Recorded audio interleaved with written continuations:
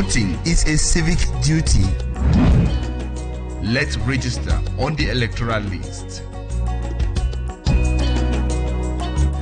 This is a message from Equinoxe Television.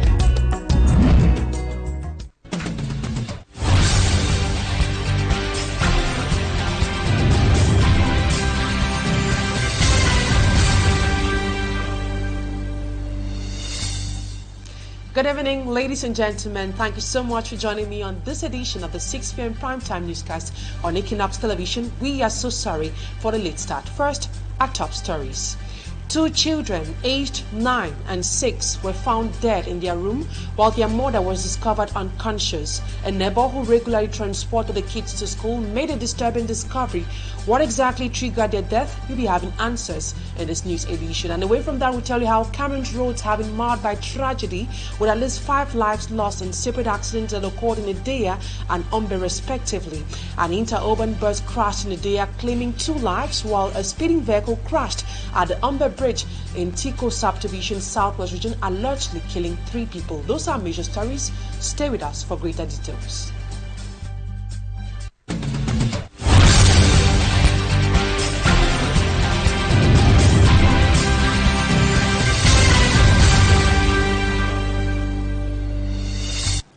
Thank you so much for always choosing Equinoxe Television for presentation. I am Immaculate Fako. A devastating discovery has been made in Douala Yessa village neighborhood, where 2 children aged 9 and 6 were found dead in their room with their mother lying unconscious nearby. A neighbor who regularly transported the kids to school stumbled upon the tragic scene. Authorities suspect that a toxic substance must have been sprayed into the said room. Annabella Leke was there and now tells us more. Entrance into the 1-bedroom apartment which Evelyn Bekwe occupied with her 2 kids are pairs of shoes belonging to the dead children. David 9 and Naomi 6 were found dead in the room with their mother unconscious at Yessa village in the Douala 3 area. So they discovered the 2 kids. They were already they were dead. Locals explained to us that the tragic discovery was made by a close neighbor who usually picks up Evelyn's 2 kids to school alongside his own children. On his way to drop his kids this fateful day, he knocked at Evelyn's door severally, but no response. Other neighbors were alerted. They had to go through the back window, which was opened to peep. La mère était couchée au lit et la petite était sur le ventre. C'est là où maintenant on crie. Evelyn's first son David was lying on the floor, while her second daughter Naomi was on her chest, both of them already dead. Police officers of the Yassa Judicial Police were alerted. Evelyn's Bekwa from the West region was transported urgently to the hospital, while the corpses of her 2 kids have been deposited at the mortuary in Lakentini. Before the police came, they already took the wife in the hospital. Yes, and then it's the children that they took in the mortuary. Those we met in the neighborhood further explained to us that a toxic odor was emanating from Evelyn's room. Thus, there are suspicions a toxic substance might have been sprayed into the room through the window, besides other doubts of food intoxication. Entered the house, yes. They said that they were odor like toxic things that is affecting. We were as well informed that the 26-year-old mother lived alone with her kids after marital disagreement with her partner. Police in Yassa have opened investigations on what killed Evelyn's 2 kids and left her in an unconscious state. And still another sad incident, at least 5 fatalities reported in separate accidents in Idea and Limbe. In Idea, an interurban bus crash claimed the lives of 2 passengers, while in Limbe, 3 people allegedly lost their lives when a speeding vehicle crashed on the Limbe Bridge in a Tiko subdivision. Smagic and Gabriel has more on these tragic incidents. The Limbe Bridge, separating Tiko municipality from Limbe, has once again shed blood as at least 3 people died over the weekend. The vehicle that was having more than 3 passengers on board was coming from Limbe heading towards the direction of Mutengene when it went off track and found itself beneath the Limbe Bridge. Witness accounts say that the driver was on top speed when the incident occurred that led to the demise of at least 3 of the passengers on board. The shock after the accident was very visible on the vehicle that, before going off track, had to cut the iron bars which has been placed along the road for protection. This is the most fatal accident on the Limbe Bridge this year. Before now, the bridge has also been noted for several accidents which has taken the lives of people, and the population are now calling on the local authorities to get better protective guards along the Limbe Bridge. And still on tragic incidents, a disturbing trend of baby abandonment continues to rise in Cameroon, where a recent case reported in Bim. It is a village in Bri division in northwest region of Cameroon. A young woman who goes by the name Karo Nyumkomo allegedly terminated her 8-month-old pregnancy, which was a set of twins, and then buried the babies in a bush. Eselus Liengu reports on this unfortunate incident. Shock and disbelief swept through Bim, a village in Kum subdivision of the northwest region, when the community learned that Karo Nyumkomo had aborted a pregnancy with twins and buried the children in a bush. Witnesses report that Karo, who was 7 to 8 months pregnant, unexpectedly left her house early on Friday morning, March 14, 2025, and did not return. Worried about her whereabouts, her elder sister began searching for her and eventually discovered Karo in a bush. The alleged perpetrator confessed to her sister that she had aborted a pregnancy and buried the children in the bush with the help of a man from the village. Karo was brought back and severely beaten by the villagers. Later on, she led the villagers to the spot where the children were buried, and they were exhumed and reburied. Investigations have been opened, but it remains uncertain what pushed Karo into abortion. And away from these tragic incidents, bad governance is generating growing anger within the population in Cameroon. After the outburst of anger by bishops, all the Cameroonians are now speaking out. One of the country's musical icons, known as Jean-Pierre Essome, has voiced his disappointment with the government of the country. Babila Jonathan reports. Il est anormal que dans notre pays, musician Jean-Pierre Essome is angry with the way Cameroon is governed. Le Cameroun, c'est un grand pays, mais la gouvernance actuelle me dégoûte. He qualifies the governance of his country as disgusting. Je suis dégoûté de la gouvernance actuelle. Il y a trop d'égoïsme. Pointing to the violation of his rights, the rights of other musicians and Cameroonians in general, Jean-Pierre Essome laments que je passe 17 ans sans avoir mes droits d'auteur. 15 years without receiving a franc from authors' right dividends is unacceptable. Le chef de l'État n'a pas réagi. The head of state has done nothing, and I am beginning to think that it does not care about this segment of the population. If it is not so, let him get up from slumber and do something. Quelque chose pour nous. Il faut un moment que les consciences se réveillent. He calls for a conscience reawakening. On ne peut pas gérer les hommes comme ça.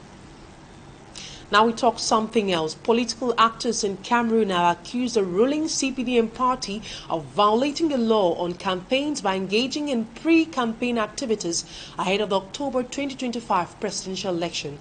They say the context and timing of the ongoing field visit of Minister Ferdinand Gongo, coupled with the content of his messages, presented a pre-campaign for the CPDM party's natural candidate, President Paul Biya. From Yamshon Sanda tells us more.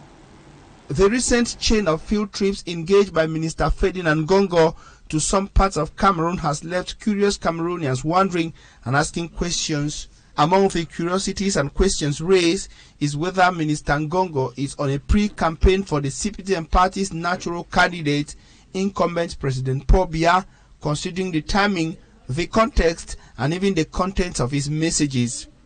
The constitution of a nation forbids pre-campaigns before the launch of the effective campaign. So the regime in place has always worked in blatant disregard to the constitution. They have always trampled upon the laws of the state, because if you look at the coloration of the invitees, the entertainment of the cordial relationships, as you want to term it, and the speeches that came out from all those who were invited, you find that they were in a kind of a pre-campaign.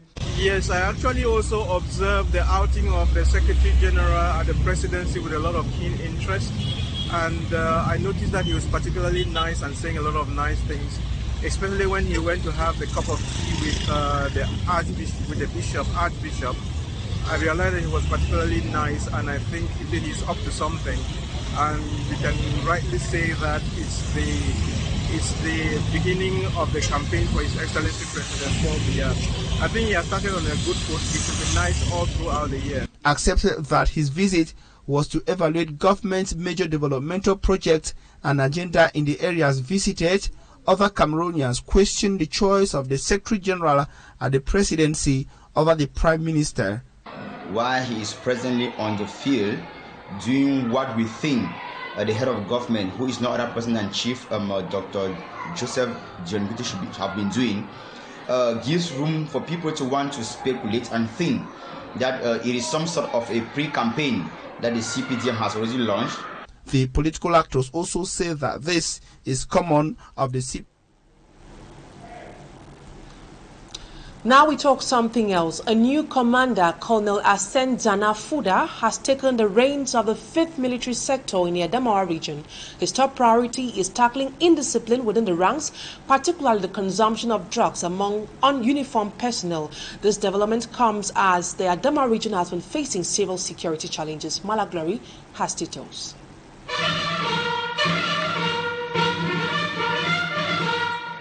The new commander of the 5th military sector, Asen Zanafuda, is taking over from Colonel Olivier Tama, who piloted the affairs of the command in the last 4 years. Colonel Zanafuda Asen, commandant du secteur militaire numéro 5, et devoir original.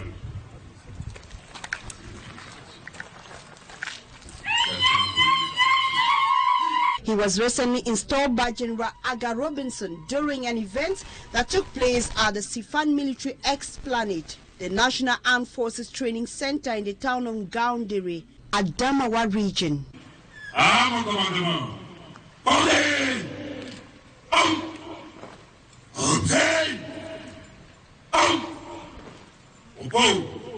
Addressing the media, General Robinson made a number of recommendations to the new commander to fight against indiscipline and to collaborate with the population in order to maintain a level of confidence. We should fight against consumption of drugs by elements of the defense forces, and that you should do everything so there will be cohesion among the other forces and the soldiers.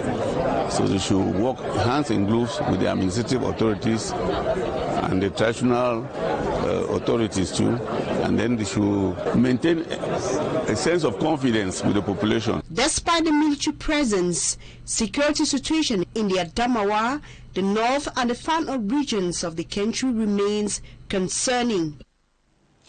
La Nouvelle Expression media conglomerate has scored a triple win at the Fako Awards, cementing its reputation in excellence and in journalism and broadcasting. 2 talented journalists were honored for their exceptional reporting, while the moderator of a popular TV program also received an award for its engaging and informative content. For more on this impressive achievement, let's watch this report done by Siri Chakutio. It is another win for La Nouvelle Expression media conglomerate. Serge Alain Otto, Julien Bert Bissay and the program 10-12 Le Zénith won respectively Best Male Debate Moderator, Best Female TV News Presenter, and Best TV 10-12 Program in 2024 at the 9th edition of the Cameroon Consumer Association Fako.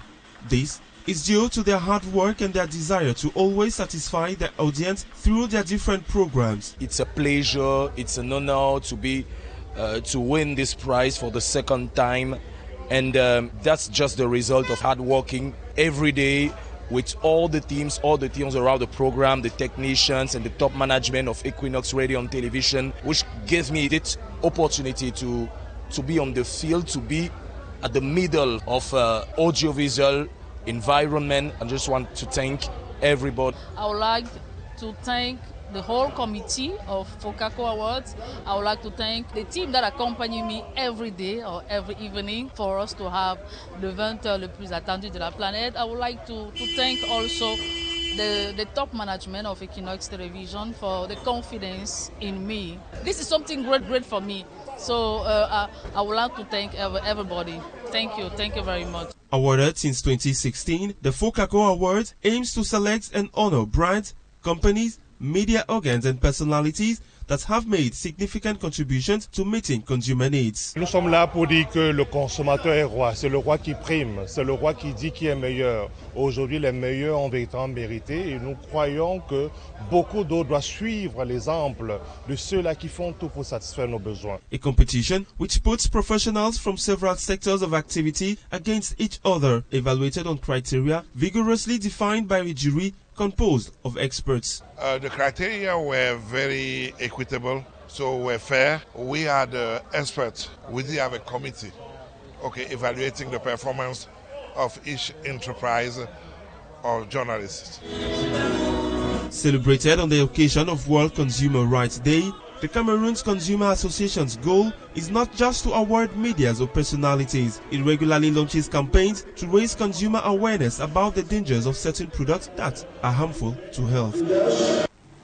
Congratulations to all the winners. And that's what put a stop to today's edition of the 6 p.m. primetime newscast on Equinoxe Television. Thank you, ladies and gentlemen, for your keen attention. Coming up next in some few minutes is the program Equinoxe with Aucun and his guest. Stay with us if you can. Bye-bye for now.